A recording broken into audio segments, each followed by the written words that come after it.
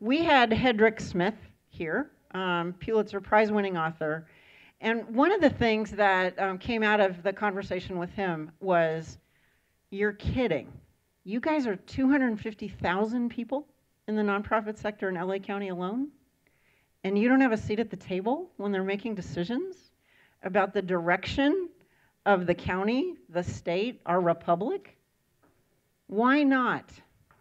And he wrote me all of the last 12 months about what progress are you making in the nonprofit sector, making some noise, and taking yourself seriously. So I thought we need to get some people together to help us end this day, which was designed to have you thinking about what should we keep doing and what should we stop doing. Tomorrow it'll be tactical. We'll talk about all those ways to manage and lead. But today was about imagining, if you could, how to really make an impact and change the world. As we were thinking about this session, I'm a trivia person. Some of you know that. And there's two little bits of trivia I'd like to share with you. One is that the conversation about the women's right to vote started before the Civil War. It took 100 years for us to get to vote. It seems incredible that anybody could stick with anything that long, but it says that change is possible. The other thing that I'll tell you, and some of you know this, I worked in the political world for a while for the governor during the energy crisis, and I can tell you two examples of things that work. One was, we used to kind of travel around the state and listen to people, and a woman told me during the energy crisis that she could not afford to heat her house, that her kids slept in ski jackets. And throughout all of our policy debates, I kept seeing her kids with ski jackets, going to bed, trying to stay warm. The other thing was, there was an organization operating out of San Francisco that was just a pain in the neck. They weren't always right. Sometimes they were wrong, but they were noisy, and they could not be ignored. And there were an awful lot of days when we were in policy discussions in the governor's office saying, and what are they going to say? Because the media was going to listen to them, and they were going to bring people out. And we didn't want that. We wanted to work around them, and sometimes that meant they just simply could not be ignored. So I share those two examples because we don't always have to have, a seat at the table during a testimony when there's a hearing up in Sacramento. Chris Hoene will tell you that the idea is speak up. So with that, I want to turn it over to two brilliant women that certainly know that change is possible, Kafi and Torie. Great, thank you. And one brilliant man who is joining us right now is this Chris. Welcome. Sorry. You survived LA traffic. Good afternoon, everyone. I know a few of you in the room, and a lot of you I hope will become new friends. And from listening to some of the comments in the last session, and from knowing the issues that face our state and nation, I don't have to even know you all to know that the work that you are doing is absolutely essential. And being a former nonprofit executive, I also understand the stress of it. It's enormously stressful. The opportunity that we're talking about in this session is really about power and influence. And looking at the landscape in which you all are working in, we have a widening income gap, growing numbers of people living in poverty, extremely low voter engagement and participation, the need for jobs, jobs, jobs, and more jobs. And as we all try to address these urgent and widespread community needs that are before us, I know that you all have a whole host of barriers that you are facing, including, I'm calling it the funding desert. We hear about nonprofit deserts. I'm now calling it funding deserts, where we just can't access enough capital to do the good work and to make the investments that you all want to make, organizational capacity limitations, and more. And in your daily existence as nonprofit leaders, we have heard that you have very little time to think about the big picture stuff. Many of you, at the end of the day, are running businesses, nonprofit organizations. You have staffing, board needs, payroll issues, and it's hard to create the space to talk about additional opportunities that may be before you. So, this session is meant to provide a little bit of that space. What other opportunities may there be for you to increase your impact in your work, specifically around generating more, scary word, power? Power.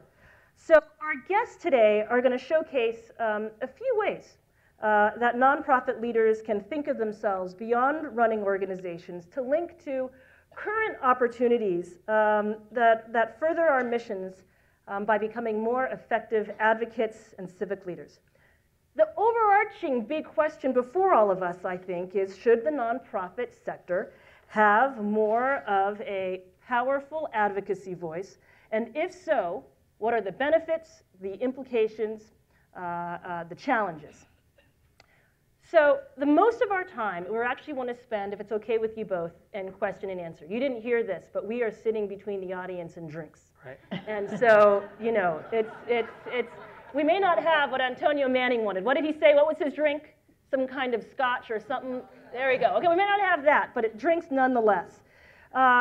So, Chris, Torie, welcome. Their bios are in your booklets, so please read them. Two windows of opportunity I think we're going to delve into. We can go in a little bit more. Chris, if it's okay with you, I'm going to go into questions and then rather than you doing a 5-minute presentation. Excellent. That's okay, great. So the California budget. Chris, you're up first. Help set the stage, the picture for us of what's happening in the state legislature right now. What are you seeing? We know that the legislature is in budget negotiations. We know that the governor wants a rainy day fund. What does all of this mean for our work? What are the implications and the impact on social services? Start us out. Sure. So thank you. I'm very sorry to be late, but very honored to be with you here today. I took a late flight this afternoon. I've driven all over the city for years and still encountered worse traffic than I've ever encountered before, so I apologize. We have a new freeway, Chris. Yeah, it's expanded now. Maybe we'll talk about investments in infrastructure some other time. Yes. But I could certainly use that glass of wine, so I'll try not to go on too long. But the short term, what's happening right now, as I left Sacramento today, they were going into conference committee, which is the state assembly and the state senate both have budget committees. They have different versions of their budgets. They're negotiating what those differences are going to look like in the final package, which they'll settle most likely sometime this weekend. And then they'll go into negotiations, mostly behind closed doors, with the governor to set a budget for 2014-15. That's the mechanics of it. What's the narrative about that? What's at stake? Is you'd think that we'd be talking about reinvesting in core public systems and services in this state, coming out of 5 or 6 years of the deepest recession this country had seen since the Great Depression. You'd think that after loads of really difficult decisions made to cut services that took dollars out of people's pockets, dollars out of your organization's ability to serve the people you need to serve, dollars out of our local communities, that they'd be talking about reinvesting in healthcare, social services of various sorts, in people and communities. And in part, they are, and some people are. Here's the challenge. The rub is that there's an essential fight going on. This is a dangerous point. After all the dangerous points we've been through the last 5 or 6 years, the dangerous period we are in now is we're having a debate about whether the California that we've been living in for the last few years becomes the California we live in for the next 10 or the next 20. The governor, who's done a fantastic job of shepherding this state through a very deep recession and untold revenue losses, has a sort of solely fiscal frame to his public policy approaches, which is the balance is that he pays down debts, he puts away some dollars for a rainy day, but he doesn't reinvest in the stuff that he and the legislature were forced to cut. beyond K through 12 schools, which is the deal he cut with voters under Proposition 30. So the fight that's happening right now, the battle that's going forward is, can we push the governor? Can we inch him back to sort of saying, look, pay down debts, that's a good idea. Invest in a rainy day, that's a good idea. But there's space. There was $6.3 billion new dollars in his January proposal. There's $2.2 million in his May revision to that proposal. And he took another 1.6 and is putting it away for the rainy day early. So there's like $10 billion out there, and he can't find $2 or $3 billion to invest back in the services that you all are helping provide in local communities. We have responsible decisions that we can make, fiscal prudent decisions that we can make, but they need to involve reinvesting in the people and the communities of California. So Chris, so you have a room of nonprofit leaders, and we hear you. And evidently, there are a lot of folks here who are feeling your words. Our constituencies certainly are feeling your words. What do you wish you were seeing right now from this room that you aren't seeing right now? So politically, what's happening is the governor's steamrolling everybody else politically. I mean, he's popular, right? Read every poll in the state. He's riding untold popularity. He's got very weak opposition in a re-election campaign. His popularity is largely based on having navigated through the recession and being seen as the fiscally responsible adult in the room. You've probably seen the adult in the room language. That's probably the most common narrative. Yep. And that's what he's writing right now. And everything he wants, he's getting. Mm-hmm. And there are folks in the legislature who want to push back. Mm-hmm. Folks who want to actually help with your services. What do they need? They need ammunition to go at him, right? To force a negotiation. You know, it's not that the folks there are sort of saying, look, he's done a bad job, let's kick him out of office. That's not the debate. It is to force him into their direction. And that means they need to hear from you. They need stories from you about the people who lost services and what it meant for their lives. This conference committee that I'm talking about that they're meeting, they're going through all of these line item differences in the budget. And the stuff that's surviving so far is the stuff where a senator that's in a leadership position or assembly member in a leadership position says, you know, back in my district, I was out and we were delivering this service and I couldn't believe how much of a difference it made in the people's lives. That story is what's keeping that dollar amount higher in the short term. So they need to hear from you all. It's not sort of newfangled kind of lobbying advocacy strategy stuff. It is, they need the stories about what's working in your communities and how hard things still are, despite the fact that the state's revenue picture is a little rosier. What do you mean by newfangled advocacy and lobbying stuff? What does that mean? Well, I just mean that every time somebody asks somebody like me or to come into a room and sort of say, what is it that I need to be doing? I think there's some sense that there's like a silver bullet out there that's different than the answer to this question would have been 20 years ago. It's the same. They need to hear from you by phone and email. They need to know that you care about the services that are being provided out there and that they make a difference. They need your stories as ammunition to help them make their case. They need to be invited to come help you deliver services. Who's they? The legislators, the elected, your representatives need to be, I mean, you know, one of the key things that seems to work is they need to be invited to come deliver the services you're delivering on a day-to-day basis or to work with the constituencies, get them in there, let them see it. That's the story they take back with them. They know they're going to get your letter. You may still have to send the letter. They know you're going to get your email and your call, but you got to do sort of a combination of it all. So, Torie, so some of you know I'm the former CEO of the Liberty Hill Foundation, which is a public foundation. We had to raise our dollars.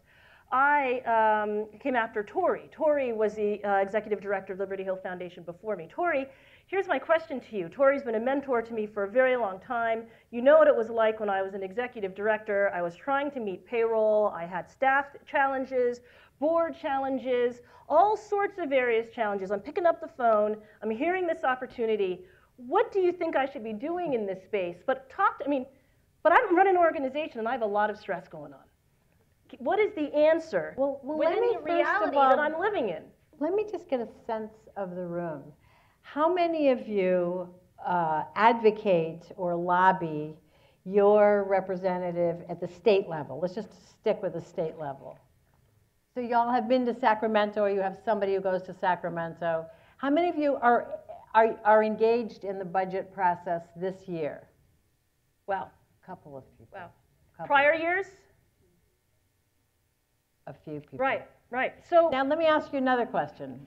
Do you have questions you want to ask? no, go. So, are you engaged on behalf of your agency, or are you engaged with a coalition of other similar organizations on behalf of a constituency or a region or some larger coalition?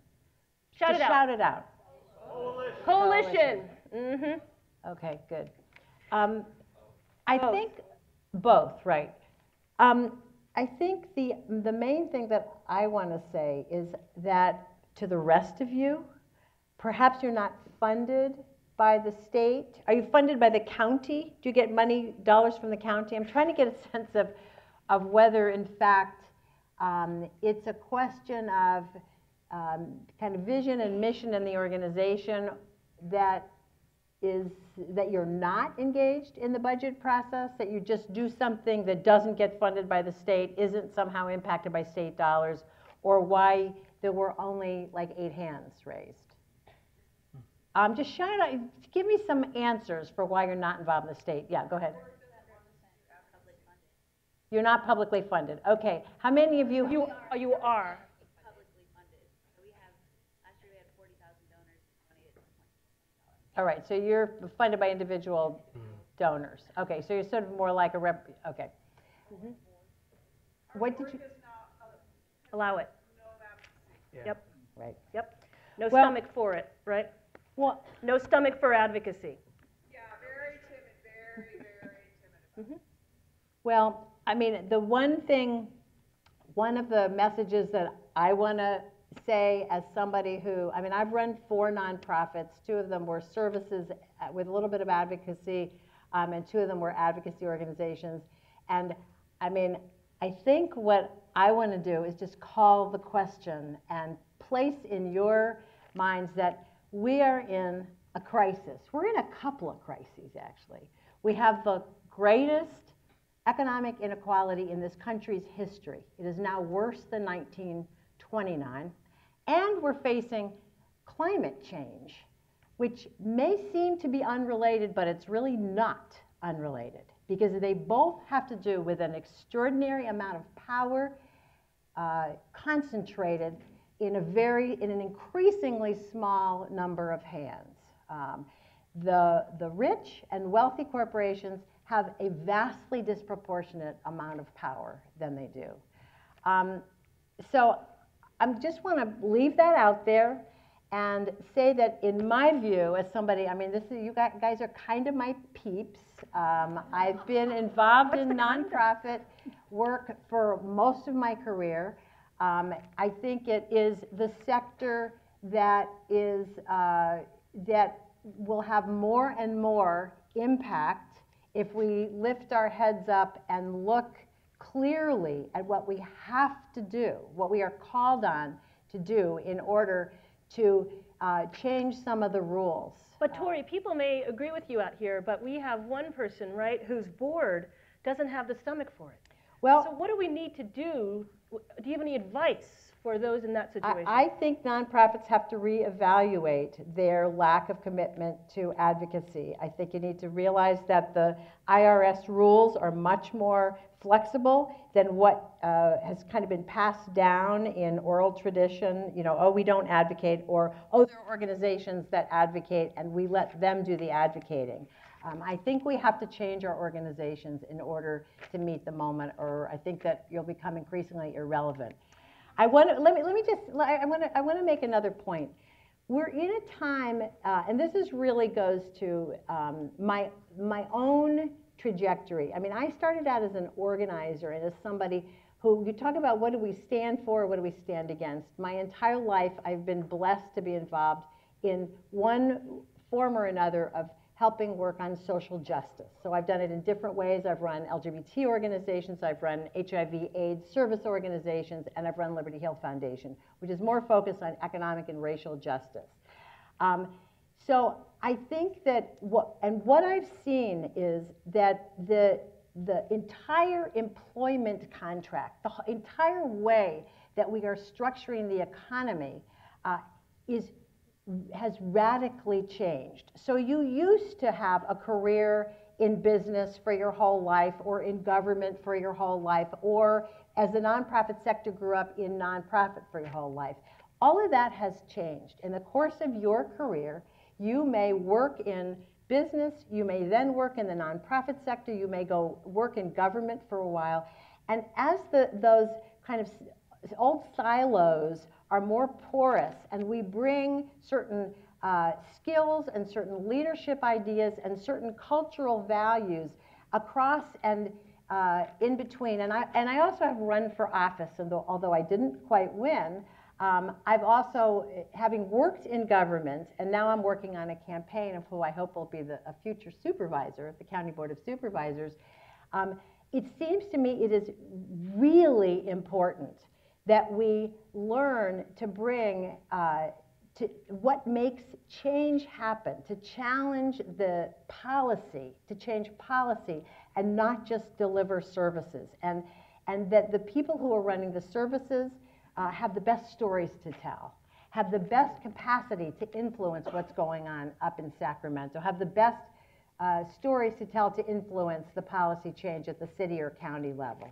So Torie used a really important word there, which is influence. Some of this is all about the semantics of what you're actually doing. I mean, to sort of go to the IRS rule side of it. But I mean, the question is, how do you have influence, right? How do you make the change happen, to come back to the theme?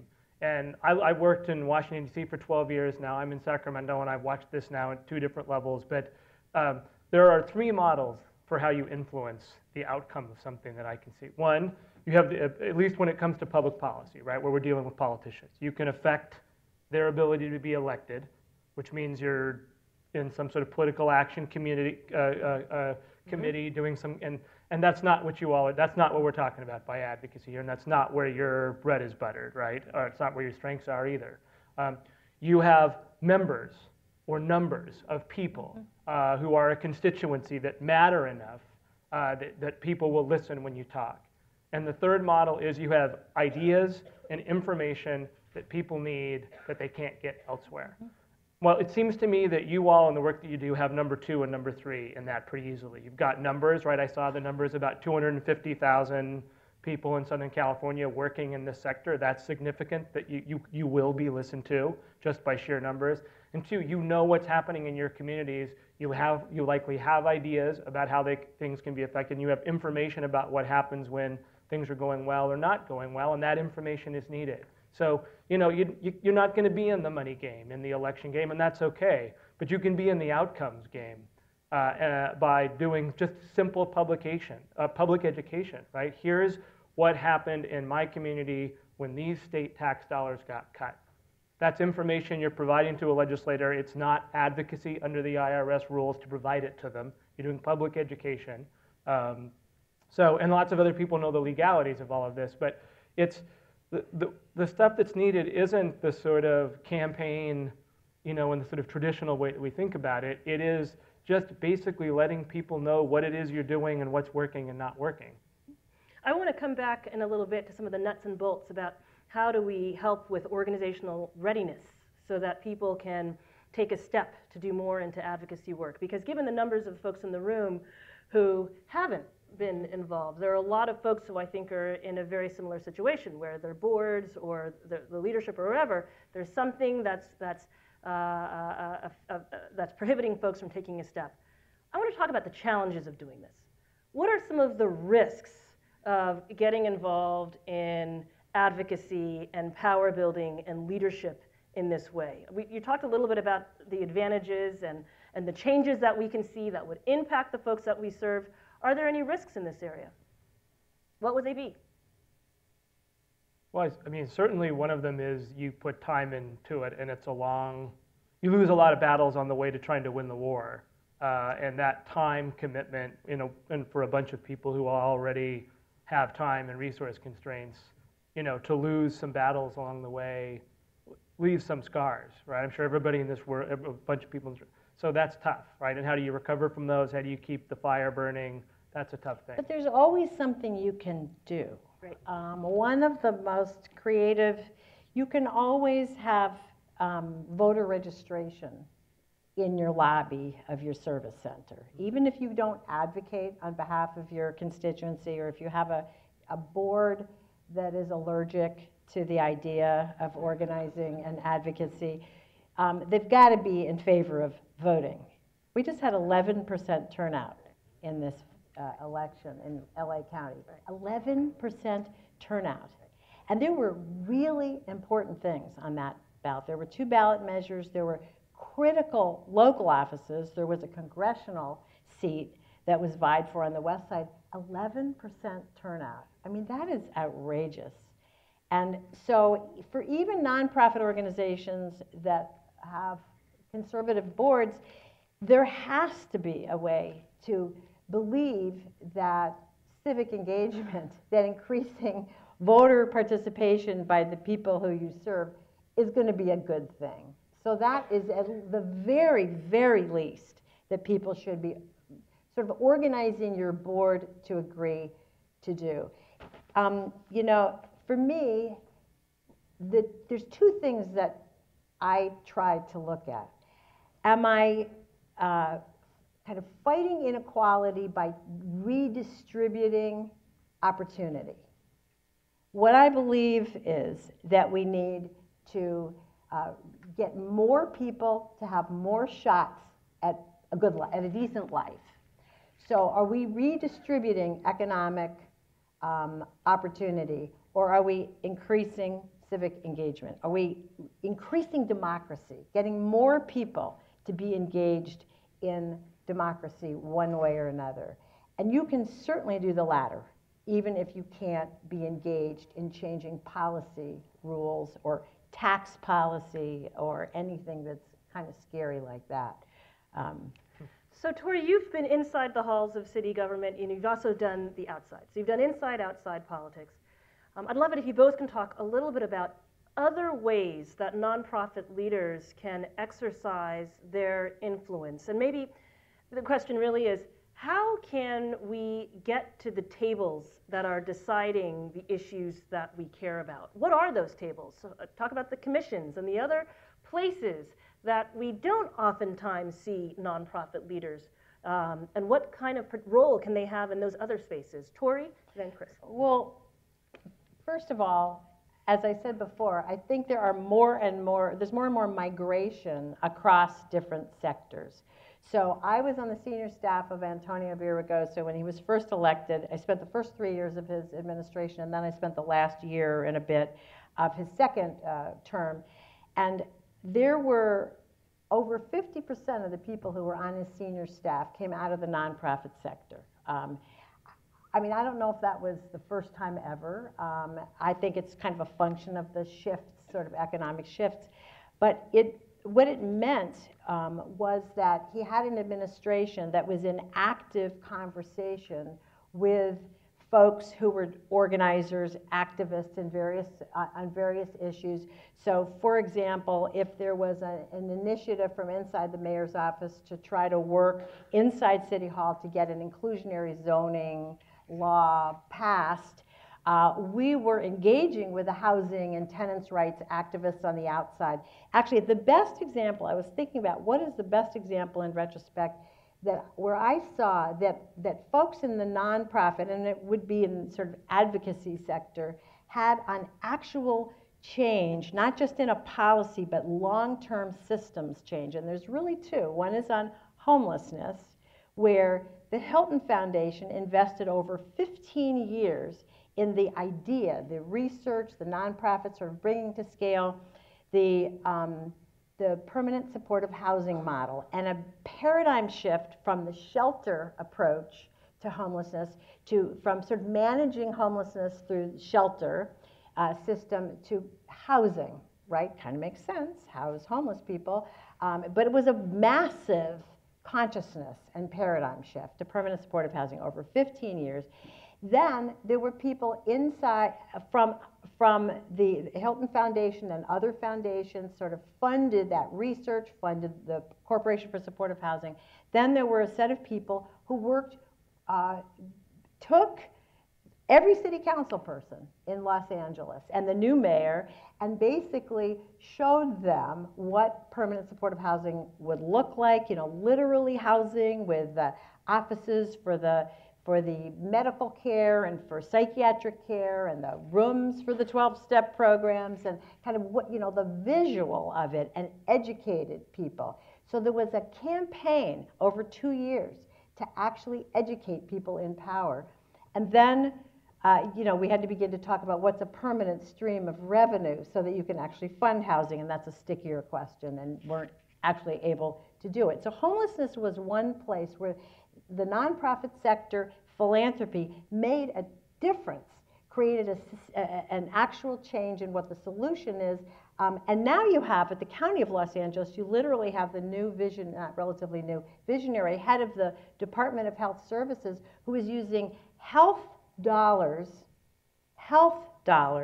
to fund housing because of the savings on the back end in the emergency rooms. Now that is creative problem solving from inside government, but also having been inspired by folks in the services sector outside government. I think I've talked enough, but I just want to put on the table the other example is the change in the LAPD over many years and the role of the Advancement Project, Connie Rice, some of the gang reduction work, some of the on-the-streets gang reduction work, and the shift in the culture from really an occupying army in South and East Los Angeles to community policing. That never would have happened if you hadn't had a police commission, sure, a mayor, Mayor Villaraigosa, a strong police chief, but also an organized, mobilized set of folks in the nonprofit sector who kept putting pressure and holding the, and those are the two models that we're talking about. Very helpful. Chris, tables where decisions are made that we care about, what are they all, and how do we get on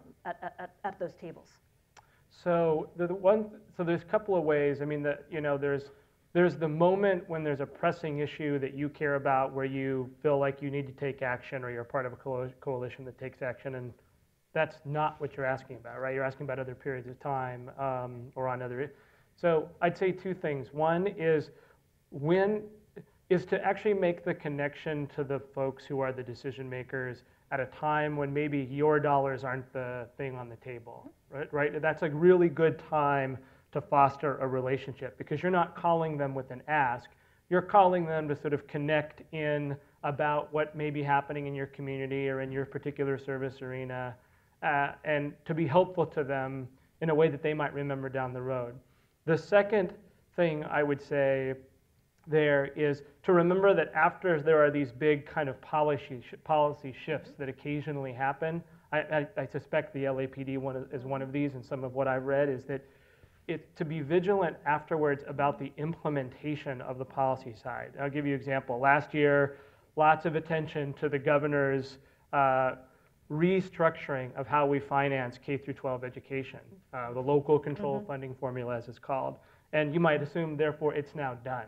Actually, there's a ton of work going on in the public policy arena trying to ensure that the dollars that were reallocated to go to disadvantaged kids in disadvantaged school districts, that we ensure those dollars go there, that they're spent on those kids, that there's accountability in the system, that the plans that come back are actually well drafted. And there is so much policy debate in that arena, and that table is in many ways so easy to get to compared to the sort of big, when we were debating whether to restructure school finance. And people who aren't normally active have been hugely active and have been at the State Department of Education hearings and had an influence on the state board because they didn't realize 300 people were going to show up to talk about how these rules were implemented. And it's really arcane stuff with long acronyms and really boring documents, but it really, really matters in terms of whether these dollars get to the kids. And so staying vigilant about things after the sort of big sea change policy has sort of been enacted is another place, I'd say, where you can really be influential. So we can go into nuts and bolts, we can go into more examples, really anything under the sun, but we had a few people with hands over here, and I want us to begin opening it up. Questions? Pushback? Concerns? Examples of when you have done this and it has failed? Brainstorming space with people who have been doing this for a while. Do we have a microphone? Great, and if you can just say your name and your organization if applicable. Sure. My name is Joe Newland, and my organization is, I have a consulting firm called Visibly. Torie, I'm also an organizer, so I appreciate where you're coming from, and Kafi, I know you're an organizer as well. But something that, and Chris, I appreciate what you were saying about needing to be at the table and needing to be interfacing with electeds directly. But I think there's something that's missing from this conversation. And I'm saying that based on my experience working for 11 years with the California Nurses Association. And this reminds me of, let me just go back a minute. Let's go back to the keynote speaker. What did he say about the future and making the future look the way we want it to look? Tell the story. Tell the story about the future that we want to see. And I would suggest a story for the future from the past. Chris, you're right that Governor Brown is riding pretty high and he's very popular, but I remember in 2005, we had a very popular governor and a very confident governor. And he was riding that wave of popularity and confidence and trying to ram through attacks on workers that were just absolutely unacceptable to the people. And we fought back. You did? The nurses union fought back, teachers fought back, firefighters fought back, and we took that governor from here to here. And so it's important to be in the hearing rooms. It's important to be in the legislators' offices, but we also need to be in the streets. And so we need to be organizing communities, and we need to be in front of the media. And you guys all can do that. We don't need all 250,000 people from the nonprofit sector in LA County. We didn't have all the members of the Nurses Association at every one of those rallies we did. We had 117 rallies in 1 year. What we had was a coalition that was committed and disciplined. And we had persistence. Like I said, we were at 117 rallies that year. And we had a message, and we had a face. The face of the campaign was nurses, teachers, firefighters, nurses, teachers, firefighters. You guys have those faces. Think about it. It's the people that you're delivering services to. They are the people who are going to be hurt by these budget cuts. And so I would suggest maybe a discussion about getting these people out in the streets and bringing the media to those events and bringing the, nothing personal, bringing that governor's popularity down until he does what's in your interest, and then we can bring it up. Thank you. And I would second that wholeheartedly. I've been back in the state 18 months after being here for 10 years back in the 1990s, and the thing that's clear to me is you're only going to get incremental change for the most part out of this sort of state apparatus. If you don't make it seem possible that bigger change would be a popular thing for those folks, then they're not going there, right? Because they've got processes, bureaucracies, histories that are all standing in their way of, and their own re-election, standing in their way of their doing bolder things. It's only when they think, oh my gosh, the public's with me on this, that there's actually been bolder change possible, and there's been some of that recently. And in some ways, that's what this governor is capitalizing on, right? He has almost no interest in whether the legislature likes him or not, either side of the aisle. He has almost no interest in whether people in Sacramento actually think he's doing the right thing or the wrong thing. He's completely paying attention to the fact that he's resonating with voters. So if you knock that down a bit, you got a shot at changing the negotiation and making something else possible. And the other thing about that moment in time was that what the nurses did, and as I recall, at least when it first came on my radar screen, was at that women's conference that that Maria Shriver had, and they heckled him. They stood up and heckled him. It was like they sort of violated the rules of the space, and they were militant and stood up and heckled, and it set off a chain reaction because there were a lot of people. It was sort of like when the Occupy movement happened. They articulated what people hadn't had a space to articulate in, and it began, and people stood up, and there was more and more protest, and it changed the political dynamic. It would be really nice if there was a a movement that was sparked. Why the hell can't CNA spark a new conversation about this? I know they're organizing for long-term change, but I mean, I do think there's a role for agitation and protest, but somebody has to lead it. Mike, and then we have one over here. Okay, hi. You had asked also for examples of successes Please. or failures. So I work for two organizations. One's the Syrian American Council. The other one is a humanitarian organization. And what we did in the Syrian American community is we broke up the humanitarian from the political. Yes. Because there were a lot of people afraid that their families back home would be negatively affected if they engaged politically. Yes. So the I work for both. So when I go and meet with members of Congress, I'm able to provide those stories because I've been to the region several times. We have an office in DC, but we were not able to make any headway for about 2.5 years. We have 22 chapters, but still we weren't able to do anything really effective, but we kept trying, we kept trying, we kept trying.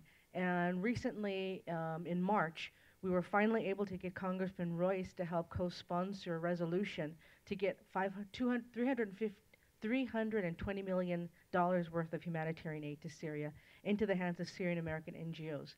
And through a postcard campaign and a phone call campaign, we got it out of the Foreign Relations Committee and onto the floor of Congress. So it does work. And if a lot of people are really adverse when you're in the nonprofits to doing political advocacy, but it really does work. It's very effective. It doesn't mean that you might have to start a separate organization, say you want to address homelessness or poverty, that organization is going to bring in the people that are the experts in that, like we did. We separated them. So 2.5 years, what did you do to keep your board with you during that period of time and not impatient and wanting to move on to something with a quick return or looking at numbers again or something like that? We really hired, we didn't have a lot of money, really. It's really on a shoestring budget, but we had people that were really committed. Seeing the conflict unravel, and it's your family members, continually trying to do different types of programming, like we would do these different types of campaigns. We had other resolutions that we were working on, but they didn't go through. So it was continually trying to think creatively and engaging the community. What really helped was bringing in the humanitarian organizations to say, look, they're doing this, but we could do more. Right. You're making $50 food baskets. This is $320 million. Imagine how many food baskets you could make. So it's really contextualizing what we were doing to make it relevant to them, even though they were scared. So Very that's helpful. really what we were doing. Thank you. One here, and then I thought we had someone over here, and then we have to wrap up, and we can receive your questions after. We can continue the conversation over delicious drinks. My name is Ted Knoll, and I'm with Whittier Area First Aid Coalition. I work with the homeless in Whittier. And we went down there and, of course, was protested highly in 1999. Took a different approach, and I think there's different forms of approaching politics. And what we did is not do the adversarial form, but we did a collaborative form of politics. And one of the things that we did is we have all of our residents gone out and been of service in the community and have actually worked proactively to find ways to help all the different sectors in the community, police department, all the business community. And all of those have turned around 180 degrees. And we have a board that's very liberal and very conservative. And everybody is behind us now. In other words, we're going to a national all-American city. And they're including us as what is called an all-American city. So there's a lot of different forms of politics because all those people vote. And all those people influence out. So think of it as the micro and way of doing politics. I really like that, and that's a real challenge, you know, when you have a board that is not just all of kind of one ideology, where you have that diversity, and how do you bring all of those folks along? One more question? Hi, Angie Kim from the Center for Cultural Innovation. And CNM, you guys have done a great job with bringing some firepower to this panel and this topic. So I want to up the ante, actually, regarding this topic of influence in public policy. I want to actually sort of challenge us as the nonprofit sector to think about how we could be good partners to government. Because I feel like that's been somewhat of an aspect of this dialogue that has been missing for a number of years is we continue to go to government because we know that they have much more money than the entirety of the nonprofit sector. And with a single stroke of a pen, they can change something legislatively and actually end up helping us fulfill a key part of our mission. But at the same time, we have remained on the sidelines when it comes to helping to cheerlead on behalf of why government matters. There is, for those of you, maybe this is generational, there's a South Park episode where Butters, if you don't watch it, you won't get it, where he goes to sleep at night and he goes, and he prays, he goes, dear government, thank you so much for looking over me. You know, amen. But the point is the nonprofit sector was so silent when it came to, and I mean the entirety of it, certain subsectors were more vocal to the passage of the ACA and making sure that it remained in effect. The ACA's passage helps every single one of us meet our missions indirectly or directly. Yeah. Even now when government is thinking about taking less of a role in vetting applications for nonprofit status, that loss of integrity hurts all of us. So I guess that's just one more challenge that I would pose to the entire sector here. Thank you. Thank you. That is so well said, and I remember having this revelation when I was working inside government for all those years that I ran the LA Gay and Lesbian Center at the height of the AIDS epidemic, and felt that I was fighting with the county, whether I was being arrested with ACT UP on the outside, literally fighting for an AIDS ward at County General, or whether I was in these contract negotiations with 15 people on their side and feeling adversarial. And I had this like moment where I realized, wait a minute, this is a partnership between the Gay and Lesbian Center and the County of Los Angeles, and it's our tax dollars at work in my community-based organization. And I really think there's a kind of a mindset that we have to start recognizing, not just lifting up the role of government and supporting the role of government and figuring out how to work with people who are on the inside who share our values, because not all of them do.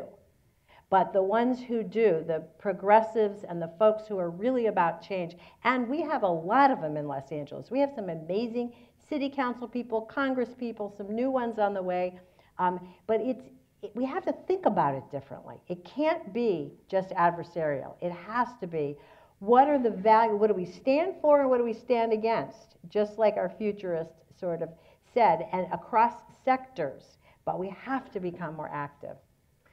So we hope we provided you with some food for thought to think about or react to, agree with, disagree with. I want to thank our panelists, our experts up here, and we want to thank our experts out there. You all gave great ideas and stories, so we thank you.